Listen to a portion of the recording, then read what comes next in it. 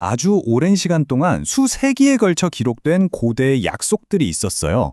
그런데 이 약속들이 신기하게도 단 한 명의 아주 중요한 인물을 가리키고 있었다고 하는데요. 오늘 바로 그 긴 여정을 한번 따라가 보려고 합니다. 정말 역사의 아주 오랜 기다림이었죠. 그 시간 속에서 모두가 품었던 질문, 과연 그토록 기다렸던 메시아는 누구였을까요?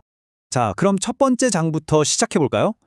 여기서는 히브리 성경에 나오는 아주 구체적인 예언들을 살펴볼 거예요.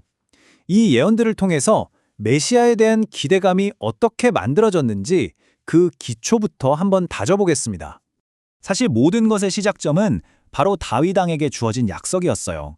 그의 혈통에서 그의 나라를 영원히 다스릴 왕, 그러니까 왕의 모습을 한 메시아가 나올 거라는 기대가 바로 여기서부터 싹 튼 거죠. 그리고 여기서 정말 놀라운 예언이 등장합니다. 이사야 선지자가 말이죠. 아주 기적적인 탄생을 예고해요. 그러면서 그 아이의 이름이 임마누엘일 거라고 하는데 이 뜻이 하나님이 우리와 함께 계시다거든요. 정말 의미심장하죠? 예언은 여기서 한 발 더 나아가서 훨씬 더 구체적이 됩니다. 미가 선지자가 수많은 도시 중에서 정말 작고 어떻게 보면 보잘것없어 보이는 마을 베들레헴을 메시아의 탄생지로 아주 정확하게 지목합니다. 그런데요, 여기서 아주 흥미로운 반전이 있어요.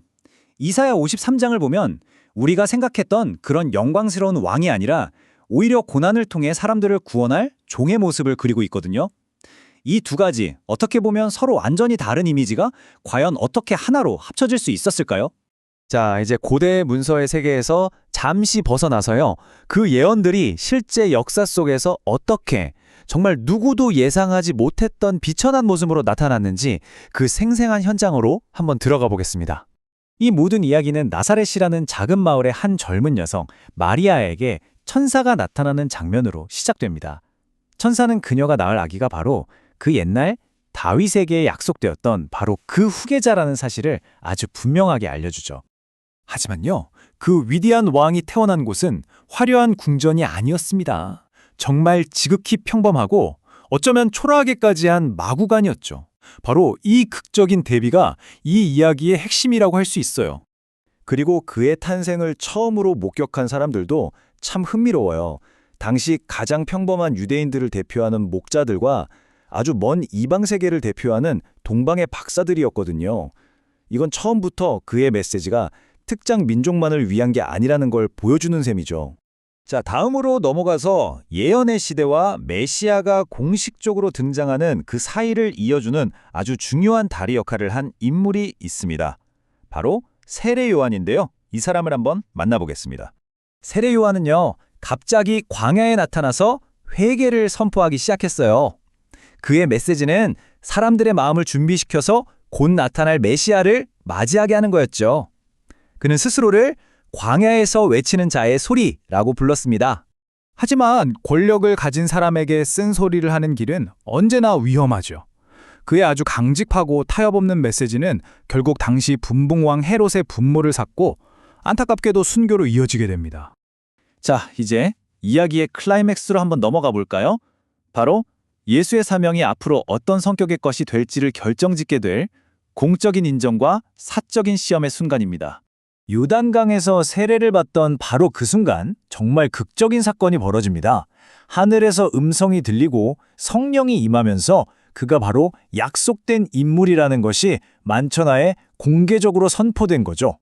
그런데 세례를 받자마자 그는 광야로 이끌려서 40일 동안 시험을 받습니다.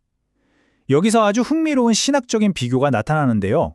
과거 이스라엘 민족은 40년 동안 광야에서 실패했지만 예수는 똑같은 시험의 장소에서 완전한 순종으로 승리한다는 점입니다.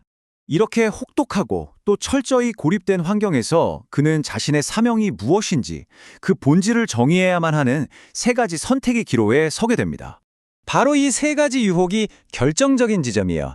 첫째는 자신의 능력을 개인적인 필요를 채우는 소위 경제적 메시아의 길, 둘째는 화려한 기적을 통해서 대중의 인기를 끄는 기적의 메시아의 길, 그리고 마지막 셋째는 세상 권력과 타협해서 힘을 얻는 정치적 메시아의 길이죠. 놀랍게도 예수는 이 모든 길을 거부했습니다. 자, 지금까지 우리가 함께 걸어온 여정을 종합해보면서 이 이야기가 신학적으로 얼마나 깊은 의미를 담고 있는지 한번 깔끔하게 정리해보겠습니다. 이 타임라인을 보시면 전체 흐름이 한눈에 들어오실 거예요. 창세기의 첫 번째 약속에서 시작해서 다윗, 이사야, 미가를 거쳐 세례 요한에 이르기까지 하나의 분명한 선이 쭉 이어지다가 마침내 예수의 삶에서 성취되는 것을 볼 수 있습니다. 여기서 우리가 붙잡아야 할 첫 번째 핵심은 바로 성취라는 개념입니다. 이 모든 사건들이 그냥 우연히 일어난 게 아니라 수세기에 걸친 아주 구체적인 약속들이 역사 속에서 실제로 이루어진 결과라는 관점이죠. 그리고 두 번째는 성육신과 낮아짐의 신학이에요. 창조주가 인간이 되었다는 믿음, 그리고 가장 높은 분이 가장 낮은 곳으로 오셨다는 이 엄청난 역설이 이 이야기 전체를 관통하고 있는 겁니다. 마지막으로 보편적 구원이라는 개념입니다. 아까 봤던 목자들과 박사들의 방문이 바로 이 점을 상징적으로 보여주는 거죠. 이 구원의 메시지가 유대인과 이방인의 경계를 넘어서서 온 세상을 향하고 있다는 겁니다. 그렇다면 마지막으로 이런 질문을 던져볼 수 있을 것 같아요. 만약 메시아가 걸어간 길이 세상적인 힘과 권력을 의도적으로 거부하는 길이었다면 과연 그가 세우고자 했던 왕국은 어떤 모습일까요? 우리 모두가 한번 깊이 생각해 볼 만한 질문인 것 같습니다.